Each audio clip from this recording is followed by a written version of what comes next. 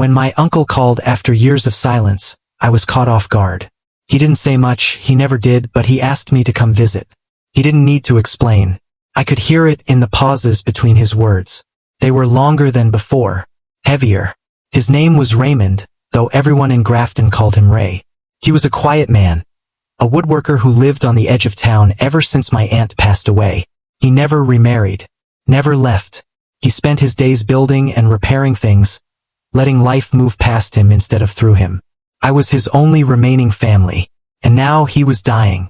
So I drove back to Grafton, a town so small you have to zoom in twice on Google Maps to find it.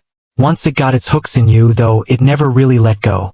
I expected the place to feel unfamiliar after 10 years, but nothing had changed. The rusted grain silos still stood. The single bar still carried 3 different names on its sign. The church door still had an outdated flyer taped to it, advertising potlucks that had already passed. Ray was thinner than I remembered. His hands shook slightly, but his eyes were sharp. When I hugged him, he held on longer than I expected. The word cancer hung between us, unspoken. We both understood what this visit was.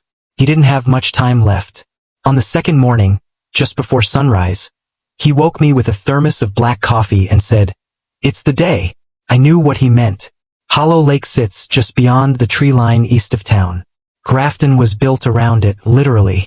The first settlers stopped there because the lake never dried up, even during droughts. When nearby rivers turned to dust, Hollow Lake remained cold, clear, and impossibly deep.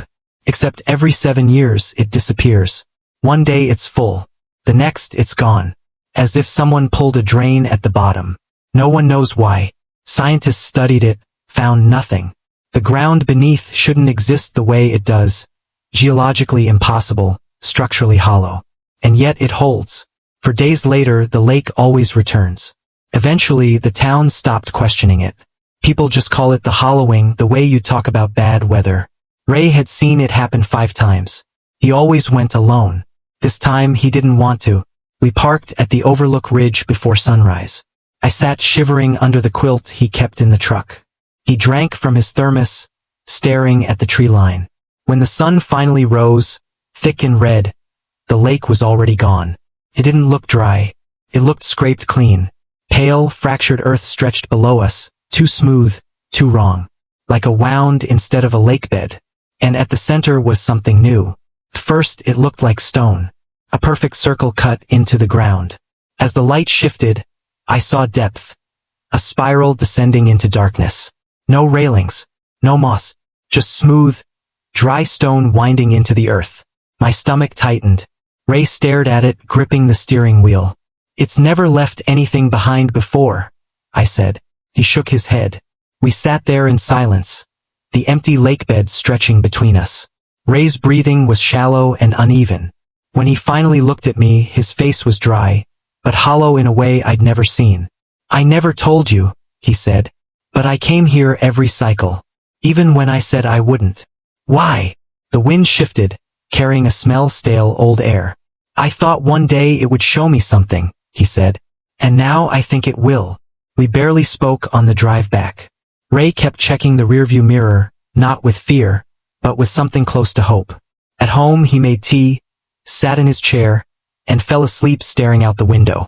I didn't wake him. That night I slept harder than I meant to. When I woke near noon, the house was silent. Ray was gone. On the table were 2 things. An envelope with my name, and a leather-bound journal worn by time.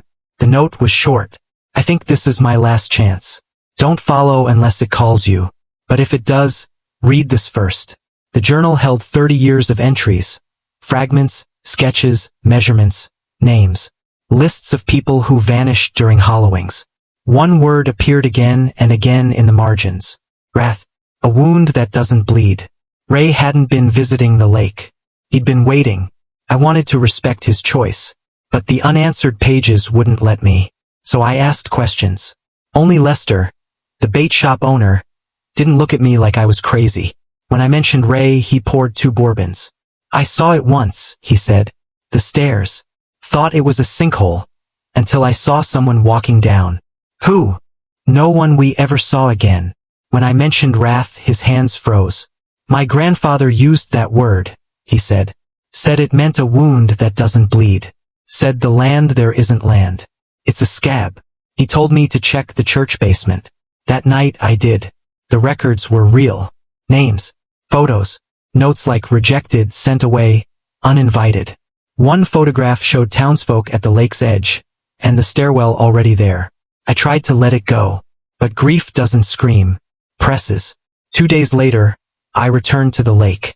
The spiral waited. That's where I met Grace. She said the dreams had started weeks ago. Same image every night. Someone waiting below. Before I could stop her, she stepped onto the stairs. I followed. The air changed. The walls shifted. Time lost meaning. We descended until we reached a vast chamber.